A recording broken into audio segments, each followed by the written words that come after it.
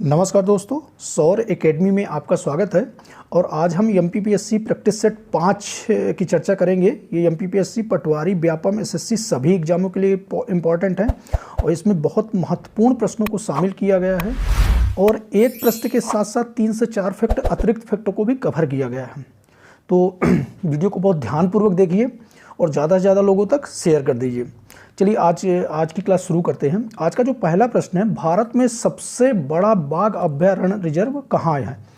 तो यदि भारत का सबसे बड़ा बाघ अभयारण्य रिजर्व की बात करें तो ये नागार्जुन में है। इसकी डिटेल देख लेते हैं।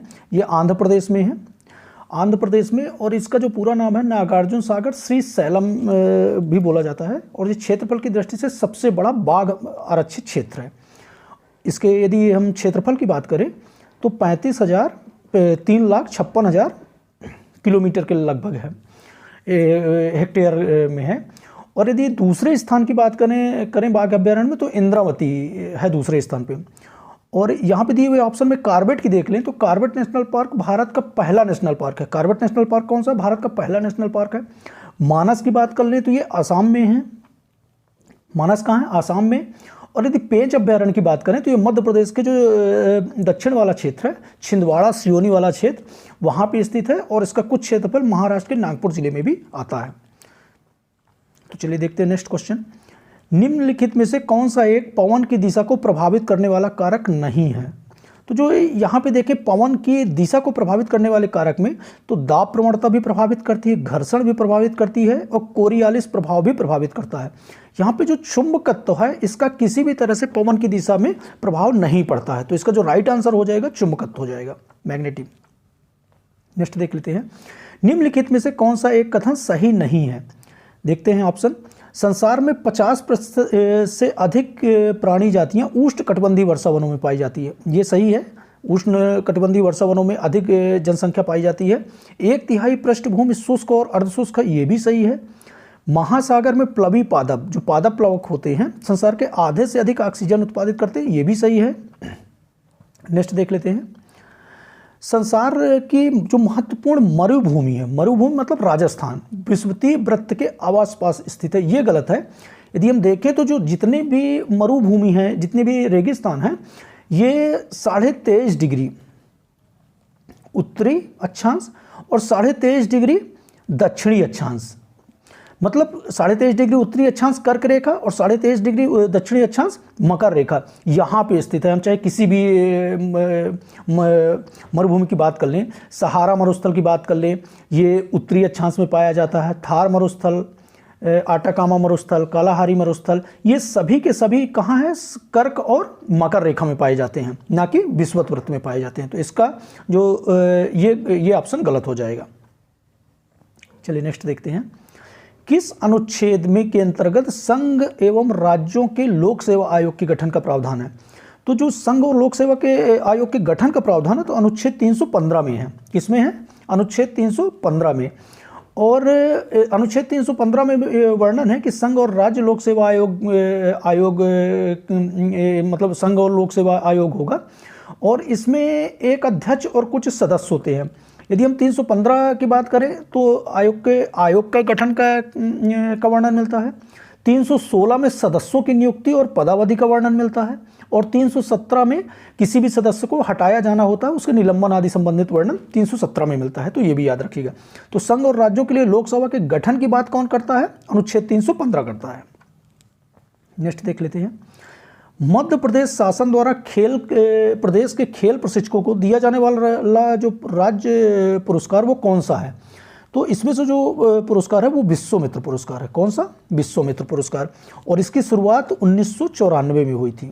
इसकी शुरुआत कब हुई थी? 1994 में। और ये जो खेल प्रशिक्षकों को दिया जाता है जिनके खिलाड़ी पिछले 5 वर्षों में कम से कम 2 बार अंतर्राष्ट्रीय खेलों में 2 स्वर्ण पदक या 4 रजत पदक या 6 कांस्य पदक जीत चुके हों, तो ऐसे प्रशिक्षकों को दिया जाता है। यदि हम अर्जुन पुरस्कार की बात करें तो इसकी स्थापना 1961 में हुई थी। 1961 से अर्जुन पुरस्कार दिया जा रहा है। राजीव गांधी खेल रत्न पुरस्कार की बात करें तो 1992 में, हालांकि अभी इसका नाम चेंज हो गया है, मेजर ध्यानचंद खेल रत्न पुरस्कार हो गया है। द्रोणाचार्य पुरस्कार की बात करें तो 1985 में। तो ये भी याद रखिएगा। और जो मध्य प्रदेश के प्रशिक्षकों को दिया जाने वाला पुरस्कार है विश्वमित्र पुरस्कार है 1994। चलिए नेक्स्ट देखते हैं। निम्नलिखित में से कौन सा स्थल वनस्पति संरक्षण है तो स्वास्थानीय पद्धति में नहीं है? यदि हम वनस्पति संरक्षण की बात करें तो इसमें दो प्रकार से मतलब संरक्षण दिया जाता है, स्वास्थानीय और परस्थानीय।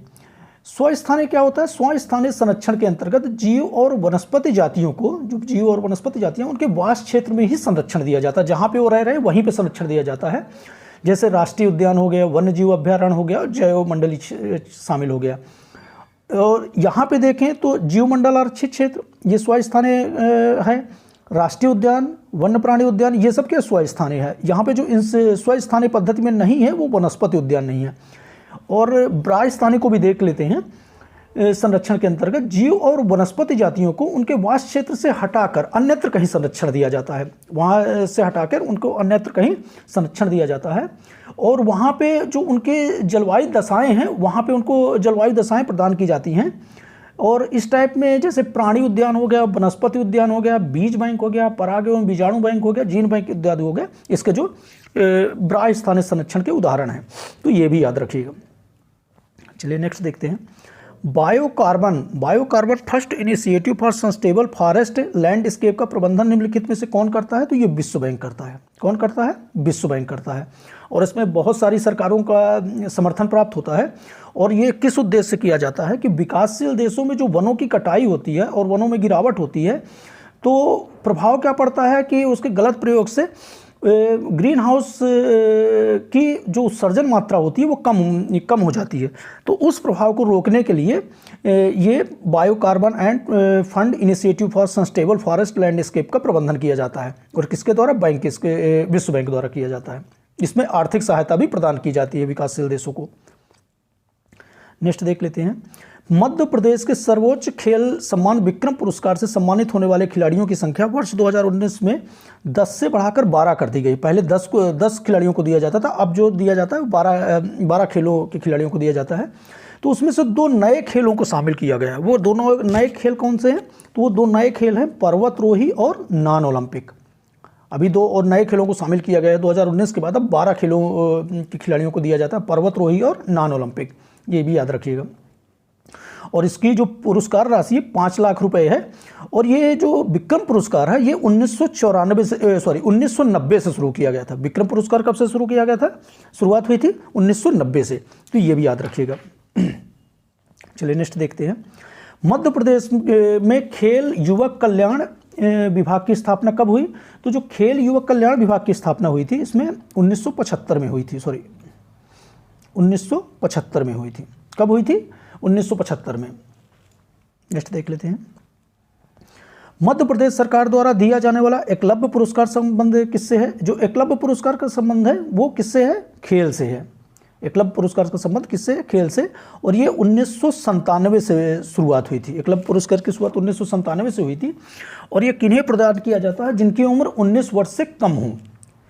एकलव्य पुरस्कार जो प्रदान किया जाता है जिसकी उम्र 19 वर्ष से कम हो और पिछले 5 वर्ष में कम से कम 2 बार 2 वर्षों तक किसी भी राष्ट्रीय या अंतर्राष्ट्रीय स्पर्धा में भाग लिया हो। 2 वर्ष तक राष्ट्रीय अंतर्राष्ट्रीय स्पर्धा में भाग लिया हो और उम्र 19 वर्ष से कम हो, उसको एकलव्य पुरस्कार दिया जाता है। नेक्स्ट देख लेते हैं। वर्ष 2021 में आयोजित टोक्यो ओलंपिक 2020 में भारतीय पुरुष हॉकी टीम ने कितने वर्षों बाद ओलंपिक पदक जीता है? तो यदि हम इसकी बात कर लें तो ये ओलंपिक पदक 41 वर्षों बाद जीता है। इसका जो राइट आंसर हो जाएगा बी। डिटेल देख लेते हैं कि भारत ने जर्मनी के खिलाफ मैच जीता था 5-4 से, और ये 41 वर्ष बाद ओलंपिक में कोई पदक जीता था। इससे पहले जो भारत ने जीता था तो 1980 में स्वर्ण पदक जीता था। तो ये भी याद रखिएगा कि इससे पहले 2020 टोक्यो ओलंपिक 2020 के पहले 1980 में जीता था और स्वर्ण पदक जीता था। जो 2020 में जीता था वो रजत पदक जीता था, कांस्य पदक जीता था। और अब तक जो भारतीय पुरुष हॉकी टीम है ओलंपिक में 8 बार स्वर्ण पदक जीत चुकी है। ये भी फैक्ट याद रखिएगा कि अब तक ओलंपिक में भारतीय हॉकी टीम ने कितने बार स्वर्ण पदक जीता है? तो 8 बार। और हॉकी के जो महान जादूगर थे मेजर ध्यानचंद सिंह, वो इसके महान खिलाड़ी रहे। उनके नाम पर खेल रत्न पुरस्कार भी दिया जाता है। नेक्स्ट देख लेते हैं। राज्य लोक उपक्रम का गठन कब किया गया था? तो राज्य लोक उपक्रम का गठन 1972 में किया गया था। कब किया गया था? 1972 में। और ये उद्देश्य क्या होता है? ये सरकारी धन के दुरुपयोग को रोकने में महत्वपूर्ण भूमिका निभाता है। इसमें इसके जो अध्यक्ष की नियुक्ति विधानसभा अध्यक्ष द्वारा की जाती है, तो ये भी याद रखिएगा। नेक्स्ट देख लेते हैं, एशिया का सबसे बड़ा सोयाबीन संयंत्र कहाँ है? तो जो एशिया का सबसे बड़ा सोयाबीन संयंत्र है यह मध्य प्रदेश के उज्जैन जिले में है। ये याद रखिएगा, क्योंकि एशिया का सबसे बड़ा सोयाबीन संयंत्र है कहाँ है? उज्जैन जिले में। और यहाँ पर ये सोयाबीन क्या है? ये खरीफ की फसल है और देश में सोयाबीन उत्पादन में मध्य प्रदेश राज्य अग्रणी राज्य है, तो ये भी याद रखिएगा। नेक्स्ट देखते हैं, सामाजिक सुरक्षा योजना का प्रारंभ किस वर्ष किया गया था? तो जो सामाजिक सुरक्षा योजना का प्रारंभ किया गया था वो 1981 में किया गया था। ये पेंशन से संबंधित योजना है। इसके जो पात्र होते हैं उन्हें पेंशन, मासिक रूप से पेंशन दी जाती है, तो ये भी याद रखिएगा। अमरकंटक स्थित है। अमरकंटक मध्य प्रदेश का दर्शनीय स्थल है, दर्शनीय और पौराणिक स्थल है।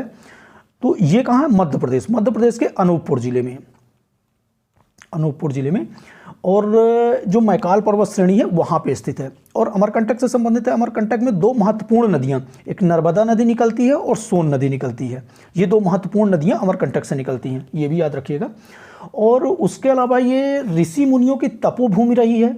यहाँ के दर्शनीय स्थलों में देखें तो अमरकंटक के मंदिर, जिनकी संख्या 24, अमरकंटक में मंदिरों की संख्या 24 है, जिसमें इसके अलावा यहाँ पे कपिलधारा जलप्रपात, सोनमूंग, माई की बगिया, कबीर चौरा इत्यादि प्रमुख रूप से यहाँ पे प्रसिद्ध दर्शनीय स्थल है, ये भी याद रखिएगा। नेक्स्ट देख लेते हैं, मध्य प्रदेश धर्म स्वतंत्रता विधेयक 2020, धार्मिक स्वतंत्रता विधेयक 2020 के अंतर्गत किसी महिला नाबालिग को जबरन धर्म परिवर्तन कराने में कितने वर्ष की सजा है? तो ये कितने वर्ष की सजा है? ये 10 वर्ष की सजा है। यदि किसी नाबालिग महिला का जबरदस्ती धर्म परिवर्तन कराया जाता है तो इसके अंतर्गत जो दोषी प्राप्त व्यक्ति है उसे 10 वर्ष की सजा दी गई है, 10 वर्ष की सजा प्रदान की जाती है।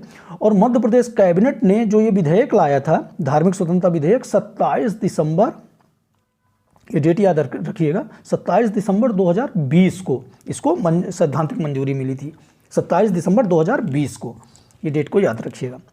नेक्स्ट देख लेते हैं, नेहरू स्टेडियम कहाँ स्थित है? तो जो नेहरू स्टेडियम स्थित है ये इंदौर में स्थित है, इंदौर में। अभी प्रवासी भारतीय सम्मेलन भी वहाँ पे हुआ है, इसलिए इंदौर बहुत महत्वपूर्ण सिटी है। स्वच्छ भारत, स्वच्छ सिटी में सबसे पहले स्थान पे लगातार आ रहा है, तो ये भी याद रखिएगा। नेक्स्ट देख लेते हैं, संघीय व्यवस्था। संघीय व्यवस्था में किस संस्था को संविधान का संतुलन चक्र बोला गया? संघीय व्यवस्था में न्यायपालिका जो होती है ये संतुलन चक्र की भूमिका निभाती है। इसकी डिटेल देख लेते हैं। संघीय व्यवस्था क्या होती है?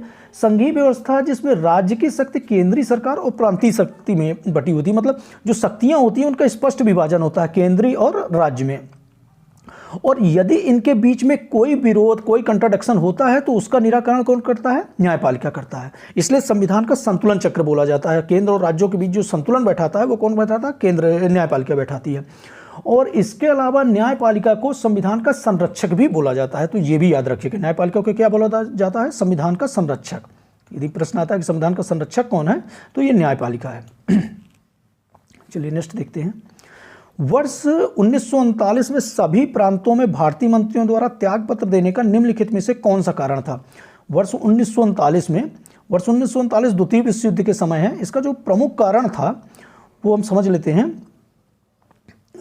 कि प्रांतीय सरकारों की सहमति के बिना ना भारत को द्वितीय विश्व युद्ध का पक्षकार घोषित कर दिया गया, तो यही प्रमुख कारण है। और यदि हम इसकी डिटेल देख लेते हैं तो जो 3 सितंबर 1939 को द्वितीय विश्व युद्ध की शुरुआत हुई थी, जिसमें जर्मनी द्वारा पोलैंड पर आक्रमण कर दिया गया था और इसमें ब्रिटेन और फ्रांस ने जर्मनी पर आक्रमण कर दिया था। ब्रिटेन और फ्रांस ने जर्मनी पर आक्रमण कर दिया था।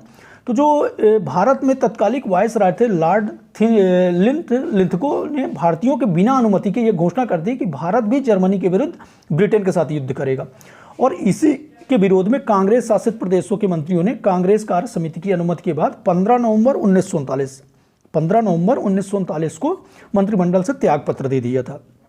और एक फैक्ट इसमें और याद रखते हैं कि मुस्लिम लीग ने भीमराव अंबेडकर के साथ मिलकर 22 दिसंबर 1939 को मुक्ति दिवस मनाया था। 22 दिसंबर 1939 को मुक्ति दिवस मनाया था और किस लोगों ने मनाया था? मुस्लिम लीग और भीमराव अम्बेडकर के साथ सम्मिलित होकर। नेक्स्ट देख लेते हैं, राज्यपाल राज्य में राष्ट्रपति शासन लगाने की सिफारिश कर सकता है। कब कर सकता है? तो राज्यपाल द्वारा राज्य में राष्ट्रपति शासन लगाने की सिफारिश उसके स्वविवेक का अधिकार है। और यदि हम देखें तो राज्यपाल इस बात को आश्वस्त हो जाता है कि उस राज्य में शासन भारत के संविधान के उपबंधों के अनुरूप नहीं चलाया जा रहा है, तो राष्ट्रपति शासन की सिफारिश कर सकता है अनुच्छेद 356 के तहत। किसके तहत? अनुच्छेद 356 के तहत राष्ट्रपति की सिफारिश राष्ट्रपति शासन की सिफारिश कर सकते हैं। नेक्स्ट देख लेते हैं, 126वें संविधान संशोधन 2019 में निम्नलिखित में से किन समुदायों के लिए प्रावधान नहीं किया गया है? तो यहाँ पे देखते हैं जो 126वां संविधान संशोधन 2019 हुआ था, ये अनुसूचित जाति और अनुसूचित जनजातियों से संबंधित है। एंग्लो इंडिया का इसमें कोई जिक्र नहीं है।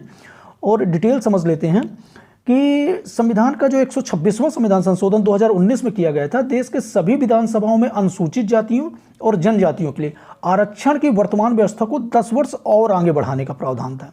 10 वर्ष मतलब और जारी रखने का प्रावधान है। और यदि हम देखें तो वर्तमान में लोकसभा की बात करें तो 84 सीटें एससी के लिए और 47 सीटें एसटी के लिए रिजर्व हैं। तो ये भी याद रखिएगा, लोकसभा में 84 सीटें अनुसूचित जाति के लिए और 47 सीटें अनुसूचित जनजाति के लिए आरक्षित हैं। नेक्स्ट देख लेते हैं, एक में प्रोटोकॉल डोमेन नेम में कभी कभी किसी वेब पेज पर किसी विशिष्ट वेब पेज या स्थान का पाथ होता है। तो यहाँ पे समझते हैं कि जो यूआरएल होता है, एक यूआरएल में प्रोटोकॉल डोमेन नेम और कभी कभी किसी वेब पेज पर किसी विशिष्ट वेब पेज के स्थान का प्राप्त होता है, यूआरएल होता है। और यूआरएल का जो फुल फॉर्म होता है यूनिफॉर्म रिसोर्स लोकेटर कहा जाता है। और यूआरएल में क्या क्या होता है? प्रोटोकॉल होता है, डोमेन नेम होता है, www और वेब पेज का पाथ होता है। तो ये भी याद रखिएगा। तो इसका जो राइट आंसर हो जाएगा यूआरएल हो जाएगा। नेक्स्ट देख लेते हैं, करंट अफेयर का क्वेश्चन है, 28 अप्रैल 2021 को भारत सरकार ने किस देश के साथ सीमा शुल्क मामलों में सहयोग एवं पारस्परिक प्रशासनिक सहायता हेतु समझौता किया था? तो वो देश कौन सा है? वो ब्रिटेन है। प्रधानमंत्री नरेंद्र मोदी की अध्यक्षता में 28 अप्रैल 2021 को ब्रिटेन के साथ समझौता किया गया था, जिसमें सीमा शुल्क मामलों में सहयोग और पारस्परिक प्रशासनिक सहायता से संबंधित समझौता था। और इसमें यूरोपीय संघ से बाहर निकलने के बाद ब्रिटेन और भारत कई व्यापारिक समझौते पर हस्ताक्षर किए थे। नेक्स्ट देख लेते हैं, अप्रैल 2021 में जारी सांडलर गुड गवर्नमेंट, याद रखिए गुड गवर्नेंस इंडेक्स में भारत का कौन सा स्थान है? तो जो भारत का स्थान है 49वां स्थान है। 2021 की रिपोर्ट है, 2022 की रिपोर्ट अभी नहीं आई है। तो 2021 की रिपोर्ट में कौन सा 49वां स्थान है। और ये 104 देशों की सूची में 104 देशों का सर्वे था, जिसमें भारत का स्थान गुड गवर्नेंस में 49वां है।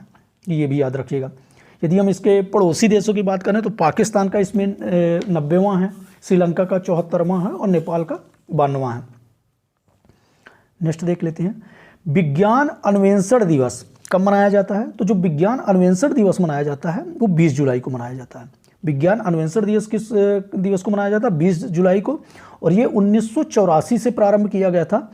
और ये 20 जुलाई को ही क्यों मनाया जाता है? क्योंकि 20 जुलाई 1969 को नील आर्मस्ट्रांग और एडविन चाल्ड्रन चंद्रमा की सतह पर उतरने वाले पहले इंसान बने थे।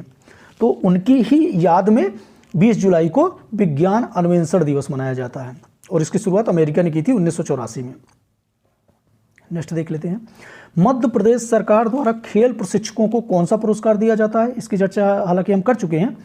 ये पुरस्कार है विश्वमित्र पुरस्कार। कौन सा पुरस्कार है? विश्वमित्र पुरस्कार। इसकी शुरुआत 1994 से हुई थी। और ये उन प्रशिक्षकों को दिया जाता है जिनके खिलाड़ी पिछले 5 वर्षों में कम से कम 2 बार ओलंपिक खेलों में 2 स्वर्ण पदक या 4 राज्य पदक या अथवा 6 कांस्य पदक जीत चुके हों। तो ये भी याद रखिएगा। नेक्स्ट देखते हैं, निपुण भारत कार्यक्रम की शुरुआत किस मंत्रालय द्वारा हुई थी? तो निपुण को पहले समझ लेते हैं।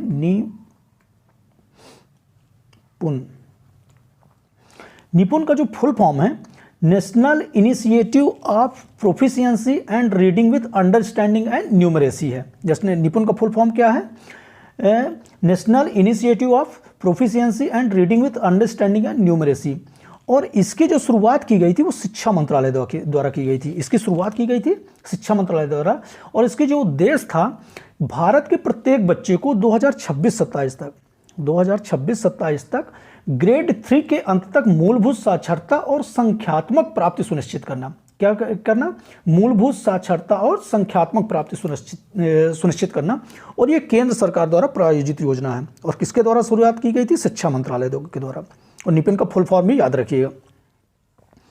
नेक्स्ट देख लेते हैं, ये क्वेश्चन रिपीट हो गया है। नेक्स्ट देखते हैं, central society university CEO, central society university CEO open society पुरस्कार किसे सम्मानित किया गया है? तो ये सम्मानित किया गया है के शैलजा को। के शैलजा को 2021 में इन्हें सम्मान मिला है। और ये केरल की पूर्व स्वास्थ्य मंत्री रही हैं, पूर्व स्वास्थ्य मंत्री, केरल राज्य की पूर्व स्वास्थ्य मंत्री भी रही हैं, ये भी याद रखिएगा। और इनको किस आधार पर दिया गया है? इनके दृढ़ निश्चय, समुदाय आधारित सार्वजनिक स्वास्थ्य और प्रभावी संचार और जीवन बचाने के महत्वपूर्ण सिद्धांतों से संबंधित इनकी भूमिका के लिए के शैलजा को सेंट्रल यूरोपियन यूनिवर्सिटी का पुरस्कार दिया गया है। नेक्स्ट देख लेते हैं, पारिस्थितिकी दृष्टिकोण में पूर्वी घाट और पश्चिमी घाटों के बीच एक अच्छा संपर्क निम्नलिखित में से किसका महत्व सबसे अधिक है? तो इसमें देखें तो सबसे अधिक महत्व सत्यमंगलम बाघ आरक्षित क्षेत्र, ये पश्चिमी घाट इस वाले क्षेत्र में तमिलनाडु में स्थित है। और इसकी जो स्थापना हुई थी 2017 में हुई थी, ये भी याद रखिएगा। इसकी स्थापना कब हुई थी? 2017 में। सब सर्वाधिक जो पश्चिमी घाट और पूर्वी घाट के बीच जो संपर्क का जो सर्वाधिक अच्छा माध्यम है या महत्व है, वो कौन है? सत्यमंगलम बाघ आरक्षित क्षेत्र, और ये तमिलनाडु में स्थित है। नेक्स्ट देख लेते हैं, किस समिति की अध्यक्षता में प्रथम अन्य पिछड़े वर्ग का गठन किया गया था? तो ये समिति का नाम है काका केलकर समिति। किस समिति की? काका केलकर समिति। 1953 में इसका गठन हुआ था। और इन्होंने पिछड़े वर्ग आयोग के गठन की बात की थी। और संविधान के अनुच्छेद 340 के तहत, संविधान के अनुच्छेद 340 के तहत राज्य को अन्य पिछड़े वर्ग के विकास के लिए प्रयासरत रहने का आह्वान किया गया है। इसलिए 5 सदस्यीय आयोग होता है, जिसमें जो अध्यक्ष की बात करें तो उच्च न्यायालय, उच्चतम न्यायालय के पूर्व न्यायाधीश होते हैं। तो ये भी याद रखिएगा, अध्यक्ष कौन होते हैं? उच्च न्यायालय या उच्चतम न्यायालय के पूर्व न्यायाधीश होते हैं। प्रावधान 340 में किया गया है। नेक्स्ट देख लेते हैं, केंद्रीय सतर्कता आयोग संबंधित है। तो जो केंद्रीय सतर्कता आयोग संबंधित है, ये किससे संबंधित है? भ्रष्टाचार से संबंधित है। किससे संबंधित है? भ्रष्टाचार से। और 1962-64 में जब संथानम समिति आई थी, तो उनकी सिफारिश पर केंद्रीय सतर्कता आयोग का गठन किया गया था, जिसे सितंबर 2003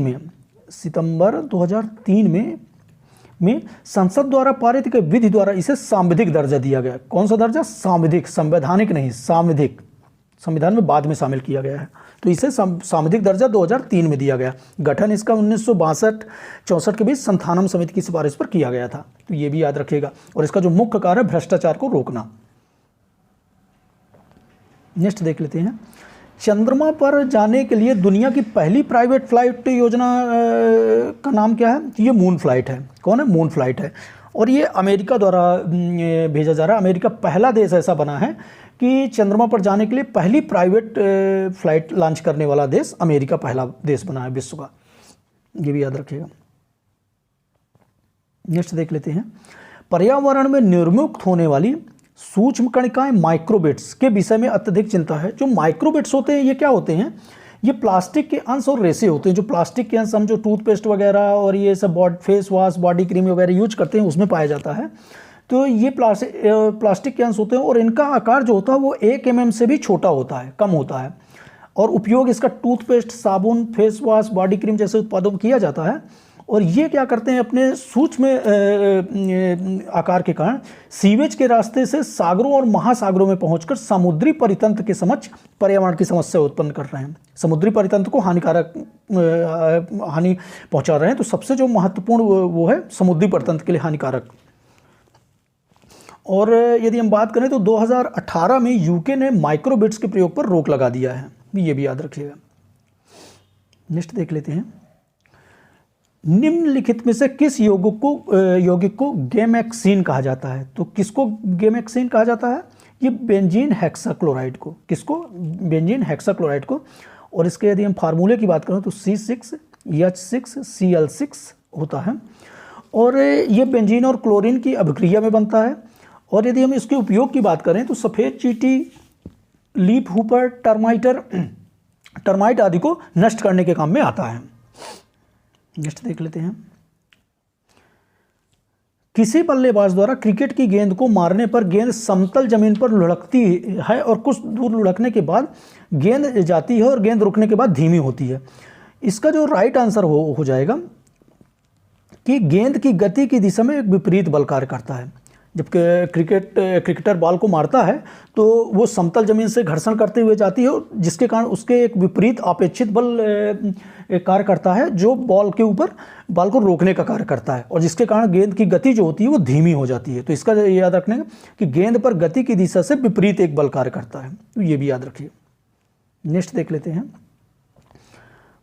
मालवा का पठार मध्य प्रदेश के कुल क्षेत्रफल का कितना प्रतिशत है? तो जो मालवा का पठार है मध्य प्रदेश के कुल क्षेत्रफल का 28% क्षेत्र कवर करता है। जो मध्य प्रदेश का जितना क्षेत्रफल है उसमें 28% क्षेत्र मालवा का क्षेत्र है और मध्य प्रदेश का सबसे बड़ा पठार है।